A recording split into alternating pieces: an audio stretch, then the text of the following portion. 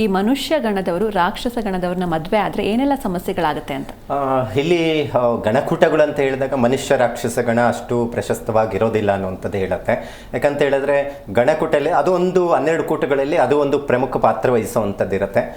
ನಾನು ಆಗಲೇ ಹೇಳಿದಲ್ಲ ಗ್ರಹಮೈತ್ರ ಕೂಟ, ಅದೂ ಈ ವೈವಾಹಿಕ ಜೀವನದಲ್ಲಿ ಒಂದಿಷ್ಟು ಹೊಂದಾಣಿಕೆ ಸಮಸ್ಯೆಗಳು ಬರಲಿಕ್ಕೆ ಸಾಧ್ಯ ಆಗುತ್ತೆ.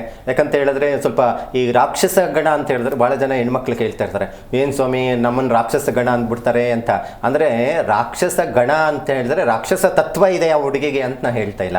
ಅಂದರೆ ಆ ನಕ್ಷತ್ರಕ್ಕೆ ಅದರ ಪರಿಣಾಮದಿಂದ ಸ್ವಲ್ಪ ನೇರವಾಗಿ ಮಾತಾಡ್ತಾರೆ ಅವರು. ಒಂದು ಕೆಲವು ಮೂಗು ನೇರವಾಗಿ ಅವ್ರದ್ದೇ ಆದಂಥದ್ದು ಕಾನ್ಸೆಪ್ಟ್ ಇಟ್ಕೊಂಡು ಹೀಗೆ ಅನ್ನುವಂಥದ್ದು ಮಾತಾಡುವಂಥದ್ದು ಇರುತ್ತೆ, ಬೊಗ್ಗಲ್ಲ ಯಾರಿಗೂ ಅವರು. ಸೊ ಅದನ್ನು ಲೆಕ್ಕಾಚಾರ ಮಾಡುತ್ತೆ. ಅದಕ್ಕೇನಾಗುತ್ತೆ, ಮನುಷ್ಯ ಗಣಕ್ಕೆ ಅಡ್ಜಸ್ಟ್ ಆಗಲ್ಲ. ಅದಕ್ಕೆ ಯಾವುದು ಇರಬೇಕು, ಹೆಚ್ಚು ಫಲಗಳು ಒಂದು ಗಣಕೂಟ ಇದ್ದರೆ ಒಳ್ಳೆಯದು ಅಂತ ಹೇಳಿದ್ರೆ ರಾಕ್ಷಸ ಆಗುತ್ತೆ, ಮನುಷ್ಯ ಆಗುತ್ತೆ, ಅಥವಾ ದೇವಗಣ ಆಗುತ್ತೆ. ಹಾಗಾಗಿ ಅಕಸ್ಮಾತ್ ಮನುಷ್ಯಗಣ ಇಲ್ಲ ದೇವಗಣ ಬಂದಿದೆ ಅಂದರೆ ಮಧ್ಯಮವಾಗಿರುತ್ತೆ, ಮಾಡಬಹುದು, ಇಬ್ಬರು ಸ್ಟ್ರಾಂಗ್ ಆಗಿ ಇರ್ತಾರೆ, ಅಡ್ಜಸ್ಟ್ ಆಗುತ್ತೆ ಅಂತ. ಇಲ್ಲಿ ಏನು ಮನುಷ್ಯಗಣ ಅಂತ ಹೇಳಿದಾಗ ತುಳಿಯುತ್ತೆ ಅನ್ನುವಂಥದ್ದು. ಅಕಸ್ಮಾತ್ ಏನಾದರೂ ಹುಡುಗಿದು ಮನುಷ್ಯ ಗಣ ಆಗಿದ್ದು ವರಂದು ರಾಕ್ಷಸ ಗಣ ಆಗಿದ್ರೂ ಒಂದಷ್ಟು ಬ್ಯಾಲೆನ್ಸ್ ಆಗುತ್ತೆ ಅಂತ ಹೇಳುತ್ತೆ. ಆದರೆ ವಧುದು ರಾಕ್ಷಸ ಗಣ ಆಗಿ ವರಂದೇನಾದರೂ ಮನುಷ್ಯ ಗಣ ಆದರೆ ವೈವಾಹಿಕ ಜೀವನ ಅಷ್ಟು ಸುಖವಾಗಿರಲ್ಲ. ಹುಡುಗಿ ಡಾಮಿನೇಟ್ ಆಗಿರ್ತಾಳೆ, ಬಗ್ಗಕ್ಕಾಗೋದಿಲ್ಲ, ಹುಡುಗಿ ಕಿರಿಕಿರಿ ಆಗ್ತಾ ಇರುತ್ತೆ ಅನ್ನೋಂಥದ್ದನ್ನು ಲೆಕ್ಕಾಚಾರ ಮಾಡಬಹುದು. ರಾಕ್ಷಸ ಹಾಗೂ ದೇವ ಆಗುತ್ತಾ ಗುರುಜಿ? ಮಧ್ಯಮವಾಗಿರುತ್ತೆ, ಅಷ್ಟು ಪ್ರಶಸ್ತವಾಗಿರೋದಿಲ್ಲ. ಆದರೆ ಮನುಷ್ಯ ರಾಕ್ಷಸ ಆ ಥರ ಇರಬೇಕು. ಆದರೆ ಇದು ಒಂದು 50% ಓಕೆ ಅಂತ. ಯಾಕಂದರೆ ಈಗ ಎಲ್ಲ ಕೂಟಗಳು 18 ಮೇಲೆ ಬಂದಿದೆ, ಗುಣಗಳು ಚೆನ್ನಾಗಿದೆ, ಎಲ್ಲಾದ ರೀತಿ ಓಕೆ ಅಂತ ಹೇಳಿದ್ರೆ ದೇವ ಮತ್ತು ರಾಕ್ಷಸ ಗಣಕ್ಕೆ ಕಾಂಬಿನೇಷನ್ಸ್ ರೈಟ್ ಮಾರ್ಕ್ ಹಾಕ್ಬೋದು. ಅಕಸ್ಮಾತ್ ಗುಣಗಳು ಕಡಿಮೆ ಬಂದು ರಜ್ಜುಕೂಟ ನಾಡಿಕೂಟ ಬಂದಿಲ್ಲ ಅಂದರೆ ಮಾಡಬಾರ್ದು. ಸೊ ಇದನ್ನು ನಾವು ನೋಡಿ ಕೊಡಬೇಕಾಗುತ್ತೆ. ಸೊ ಈ ಕಾನ್ಸೆಪ್ಟಲ್ಲಿ ಕೆಲವೊಂದು ಗ್ರಹಮೈತ್ರ ಕೂಟ ಮತ್ತು ಕೆಲವೊಂದು ಗಣಕೂಟಗಳು ನಡೆಯುವಂಥದ್ದು ಇರುತ್ತೆ. ಶ್ರೀದೀರ್ಘ ಕೂಟ ಅಂತ ಹೇಳಿದ್ರೆ ನೋಡಿ, ಹಿಂದೆ ನಾವು ಜನ್ಮ ದಿನಾಂಕ ಸರಿಯಾಗಿ ಇಟ್ಕೊತಾ ಇರಲಿಲ್ಲ.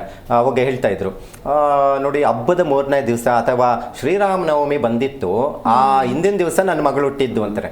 ಯಾವ ನಕ್ಷತ್ರ ಯಾವ ಇಯರಲ್ಲಿ? ಅವಾಗ ಏನಾಗುತ್ತೆ, ಈಗ ಏನಮ್ಮ ಹೆಸರಿಟ್ಟಿರೋದು ಅಂತ ಕೇಳ್ತೀವಿ. ನೋಡಮ್ಮ ಆ ಹುಡುಗಿ ಹೆಸರು ನಳಿನ ಅಥವಾ ನಾಕ್ಷರದಿಂದ ಹೆಸರು ಬರುತ್ತೆ. ನೋಡಮ್ಮ ಆಗಿದ್ರೆ ನಿನ್ನ ಮಗಳ ನಕ್ಷತ್ರ ಅಂದರೆ ಅನುರಾಧ ನಕ್ಷತ್ರ ವೃಶ್ಚಿಕ ರಾಶಿ ಬರುತ್ತೆ. ಇಲ್ಲ ವರಲಕ್ಷ್ಮಿ ಅಂತ ಹೆಸರಿಟ್ಟಿರ್ತಾರೆ. ನಿಮ್ಮ ಮಗಳದು ರೋಹಿಣಿ ನಕ್ಷತ್ರ ಋಷಭ ರಾಶಿ ಬರುತ್ತೆ.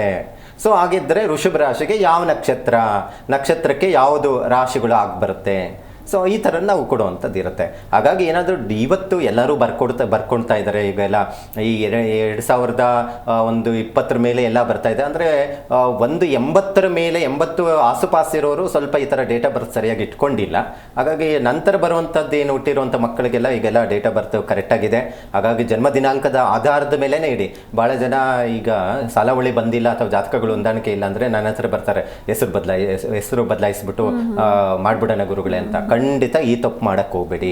ನಕ್ಷತ್ರ ಸರಿ ಇಲ್ಲ, ಅಯ್ಯೋ ಮಗಳದು ಆಶ್ಲೇಷ ನಕ್ಷತ್ರ, ಹುಡುಗಿ ಯಾರೂ ಒಪ್ಕೊತಾ ಇಲ್ಲ ಗುರುಗಳೇ, ಅಯ್ಯೋ ಹುಡುಗಂದು ಮೂಲ ನಕ್ಷತ್ರ ಒಪ್ಕೊತಾ ಇಲ್ಲ, ಇವತ್ತೇನೋ ಬೇರೆ ನಕ್ಷತ್ರ ಮಾಡಿಬಿಡ್ತೀರಾ. ಮದುವೆ ಆದಮೇಲೆ ಇವತ್ತು ಜಗಳಗಳು ನೋಡ್ತಾ ಇದ್ದೀವಿ, ಹೊಂದಾಣಿಕೆ ಆಗ್ತಾ ಇಲ್ಲ, ಯಾವಾಗಲೂ ಕಿರಿಕಿರಿ ಆಗ್ತಾ ಇದೆ.